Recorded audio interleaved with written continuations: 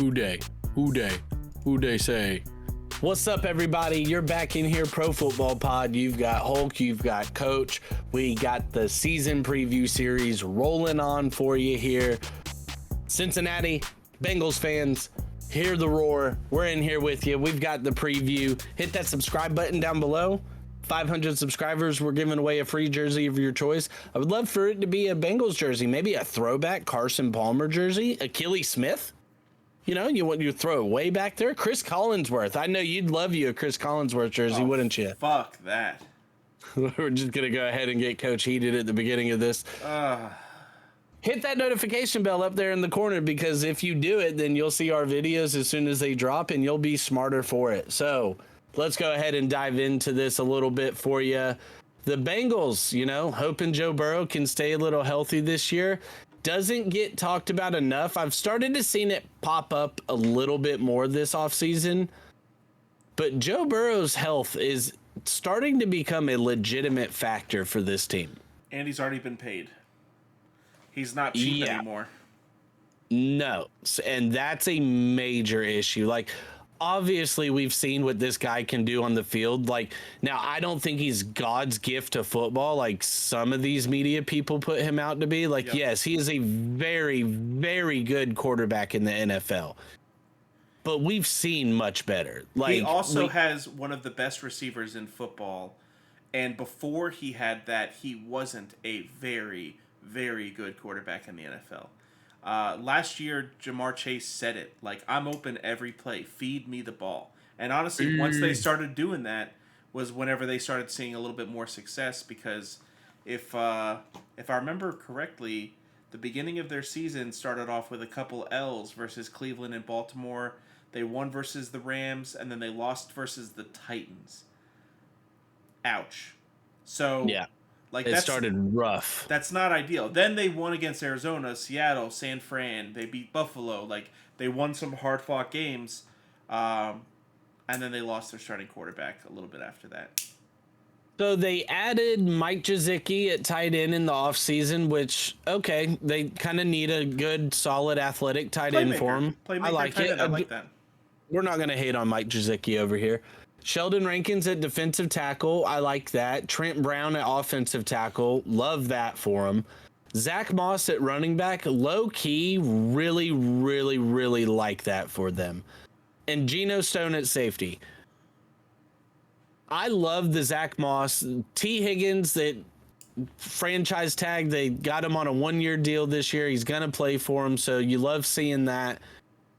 They lost Joe Mixon. That's definitely going to take a hit, but bringing in Zach Moss and with Chase Brown still there, I kind of like what they can do to supplement that for him. Zach Moss isn't necessarily doing this anymore, but Joe Mixon is absolutely doing this. Like, he's less and less athletic every year. Like, he's less and less of a now, premier. I do think he's going to ball in Houston because he's not needing to be such a factor. Exactly. But losing Chidobe Awuzie, DJ Reader off of the defense is definitely going to hurt them. Irv Smith Jr. at tight end wasn't what they kind of were hoping he was going to be. And then losing Jonah Williams at offensive tackle would hurt if they didn't bring in Trent Brown. Now, Trent Brown's like, what, 75, 80 years old, something like that? Yeah, like, I think he, like, signed the first official football. Yeah. So he's definitely old. And he's definitely going to get hurt again. But he also, in the same thing that, like, Eric Armstead does for the Dolphins, where he's a coach on the sideline and just having him on the field makes him better. Makes the whole team better. So, like... I agree. And not only that, but it gives you an absolute bookend for your tackles as well. You've got him and Orlando Brown Jr. there. I like Ted Karras at center, Alex Kappa for him at guard. Like, their offensive line is solid. Like, there's definitely some worse offensive lines in the league. They needed to take Amarius Mims in the first round. I love them taking Amarius Mims, especially because where how you just mentioned of Trent Brown coming in, kind of playing that veteran offensive tackle role, molding the minds of these younger guys on the roster. Perfect guy from him to learn from, Orlando Brown Jr. and Trent Brown. Like, perfect dudes. Like, they're three tackles. All of them are like 6'7", 330 pounds. Like, what are you going to do with that? That's insane. Love the Chris Jenkins pick for defensive tackle for them, especially if you lose DJ Reader. He's just a hell of an athlete. And the Jermaine Burton. Jermaine Burton, that pick for losing Tyler Boyd and bringing in Jermaine Burton, I think it's a Tyler Boyd with more speed and athleticism. Agreed. Love that pick for him. Then they doubled up at tight end with Eric All from Iowa and Tanner McLaughlin from Arizona. Love both of those players. Love what they can bring to the team for you. And with Mike Gesicki, like, your tight end room is pretty much filled out. And I like the Josh Newton pick for corner for him, especially with losing Chidobe Awuzie, and corner's kind of a necessary need for him. I know it's a point we brought up a lot in the offseason doing the mock draft series. Yeah, I think that the biggest ones were Mims and Burton. You spoke about it. It's the athleticism. He's going to have so much space to work with Gesicki being able to take the top off, Higgins being able to work in the intermediate, Chase being able to be open everywhere that he goes, and then Jermaine Burton, I mean, they have a lot of speed now that they didn't have previously. That's what it is for me. Like, and we'll go ahead and let's just dive into these ADPs, and I'm just going to skip down to them since we're talking about them. Jermaine Burton being a 19th round wide receiver, for me, has great value for two factors. Number one, he's a handcuff to either Chase or Higgins. As soon as one of those guys go down, if they go down, you've got an immediate guy to step up and give you the production. Number two, when he is in the lineup as the number 3 guy, defenses are absolutely going to key on Jamar Chase and T. Higgins before they worry about Jermaine Burton. Yep. And because of that, he has value as a wide receiver 3 for that squad. So if you're running a roster that carries 3 wide receivers and a flex position, I think he'd be a guy that you're going to end up starting at some point in the season as well. I think so as well. Even if Chase and Higgins both stay healthy, you have to spend a top 5, 5th round pick on Higgins and a top 5 pick on Chase. Burton, I mean, he still has Joe Burrow throwing him the ball. We tried to say Joe Burrow is a great quarterback, and he is. He really is. I think that he's not going to get a heavy target load, which does scare me on starting him early in the season.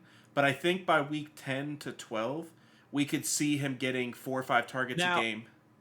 I think we're going to see a slight shift in this Bengals offense this year. By bringing in Zach Moss and letting Joe Mixon walk, I think they're going to shift more towards a pass-happier offense, because so Zach Moss isn't a guy you're going to feature as your running back. He's more going to give you the dirty work, the goal line work. But what's underrated, and nobody ever speaks about it with these running backs, but his pass blocking and the pass blocking he'll give you as a safety blanket on 3rd down is completely understated. And because of them bringing him in and him having that ability, makes me think that, hey, we have a guy to give more protection for our quarterback that has a tendency to get hurt. Let's keep him upright and move the ball down the field. So let's because they see that's when they're more effective as well, is when Joe Burrow is working. So let's talk about Zach Moss for just a moment. Last year, the first 4 games of the season, definitely the first 2. So the first game he had a 98% snap percentage, and then 76, 83, 80. By week 6 he was at about 50% because Jonathan Taylor was back. Yep. At 98% with 18 attempts, 30 attempts week 2, 18 attempts, 23 attempts. The guy was getting on average 4 or 5 yards a carry, and he had 3 touchdowns in 4 weeks. That Yeah. is great. He's really Chase Brown is there. I don't think that Chase Brown's going to push Zach Moss for targets and carries, and he's going to be more there to support Zach Moss. I think that they've got a guy that can get some touchdowns. I mean, he had a receiving touchdown as well. So he had Oh, I 4. wouldn't be shocked to see Zach Moss finish the year with 8 to 10 total touchdowns. And to get him in the 8th round, potentially almost the 9th round, as like almost the 30th running back off the board, I think is a lot of disrespect to him in his game because of the time that he spent with Buffalo. I'm 100% fine taking Zach Moss as my late RB2 if I went running back early and, say took Jahmyr Gibbs in late first, early second, or you snatched up Travis Etienne in the second, Derrick Henry in the third, Pacheco in the third or fourth. Zach Moss is my running back too. I'm 100% fine for that because that's exactly where his value is. If I could get a Ramondre Stevenson, a DeAndre Swift, a Javonte Williams, maybe. I know that we're not super high on him. And then even Raheem Mostert going 31st running back, 90th overall. If I can pair up one of those guys with Zach Moss, I don't have a true running back one. But obviously the rest of my roster is filled up with wide receivers that are going to have a ton of value. I'm very excited about that potential because he's going to be serviceable enough. He's going to grind out and get you some points week to week. He's never going to finish with just 5 or 6 points if he plays the whole game. Okay, rapid fire real quick with that. Quick game for you. Zach Moss or Ramondre Stevenson? Ramondre. Zach Moss or Najee Harris? Zach Moss. Zach Moss or David Montgomery? Zach Moss. Zach Moss or Zamir White? Zach Moss. So where you would have him valued is more sixth round. And to be able to get him in like the 8th, I fucking love that. Exactly. Joe Burrow right now going in the 5th round at number 57 overall, the 7th quarterback. I feel like that's pretty accurate value for where a healthy Burrow should be for you. Agreed. You mentioned Jamar Chase going top 5, number 4 overall, probably number 1 depending on your flavor if you're a Bengals fan or not. T. Higgins going in the 5th round as well. And Jermaine Burton, we mentioned, going in the 19th round. And just rounding it out with the tight end, Mike Gesicki going in the 21st round. Out of those guys, even including Chase, who has the most value for you? I think Higgins has been so hit or miss as a player. He stresses me out. He stresses me out too much. I love him as a player, love him for Madden, love him just on my roster for fantasy. But to have to put him in my lineup, it's such a stress fest. Week 1 versus Cleveland, 8 targets. Sounds good, right? 0 receptions, 0 yards. Week 6 versus Seattle, 4 targets, 2 receptions, 20 yards, no touchdowns. Week 8, San Fran, 6 targets, 5 receptions, 69 yards. Barely has value there. And to have to spend a 5th round pick on him. But then he'll give you a game where he gets 8 receptions for 167 yards and 2 tutties. 5 receptions, 140, and a touchdown versus Pittsburgh. See? But like that 20-point game, that 18-point game doesn't make up for the 0, the 2, the 1, the 2, the 6.9, the 3.6, the 7.2. He had 3 games at nearly 20 points. He had 1 game at 11, and then the rest of his games, I would have not wanted to start him. That's not enough for me. He's not consistent enough for me to want to spend value on him. Jamar Chase is a lock in the first round. If Jamar Chase falls to me and CeeDee Lamb and Justin Jefferson, I would put him after Amon-Ra. If Amon-Ra is there, I'm going to take Amon-Ra over Jamar because he's more consistent. But if Jamar Chase is there, I mean, he had 2 bad weeks the first 2 weeks. He had a bad week against Tennessee when they lost. but 37 points, 14 points, 15, 18, 20, 2.9, but they'd already lost Burrow at this point. Like 6.4, 4.1, and 1.9. It's hard to blame him when there's nobody throwing them the ball. So I think that Jamar Chase is someone I still want in the first. I'd probably take him. I think the best value is Jermaine Burton. It's Burton. It easily is. And like the best value for what he could give. Yeah, for what he could give you. Exactly. So their defense stands pat to me. Like they're out of the division, they're the worst defense in the division. They were last year, and I don't think that changed this year. They're trying to be the best offense in their division, and they're not. The Ravens are. That's what hurts this team so much. But continue. Yeah, so looking at the stats from last year, even if you're just, looking at the PFF stats, across the board on defense, they were good at tackling, but outside of that, everything else was the worst. Like, they had solid special teams, okay, but their coverage grade's the worst. Their tackling grade was the best, but when your defense is on the field all the time, you're probably going to raise that a little bit. Their rush defense was right near the bottom, and their overall defense the worst by a significant margin. Yep. And so for their defense not getting significantly better for me, it's an absolute uphill climb for them to be able to win this division. They were 9-8 last year with losing Burrow for those handful of games. 10.5 is their over-under. I'm going under. Agreed. They're the only one we've gone under on in this whole division, but 10.5 is just too much for me. I think that they could get 9 wins, but now they very well could pop off 11 or 12 wins. But very well could do it. It depends on their offense. I just don't see it with their defense. Exactly. Their offense has to be putting up 30 points a game and be kind of like what we saw out of the Dolphins last year, where they're one of the best offenses in football and try to keep up with us.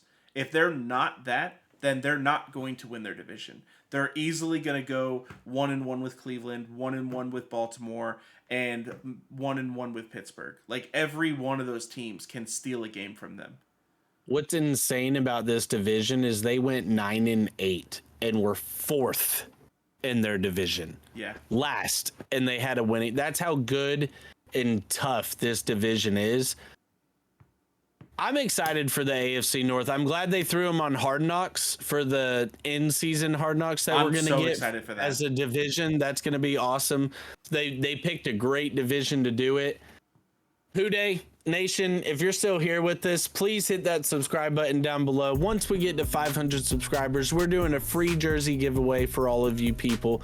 We would love to give away a Bengals jersey. I love those Color Rush, the all white ones. They're fucking sick. Let's get an AJ Green out there for the homies. Oh my God, get an AJ Green jersey for the homies. Do it for the homies there. We love you guys. We appreciate you guys. TulsiRoseTea.com is the sponsor. Peace out. Rawr.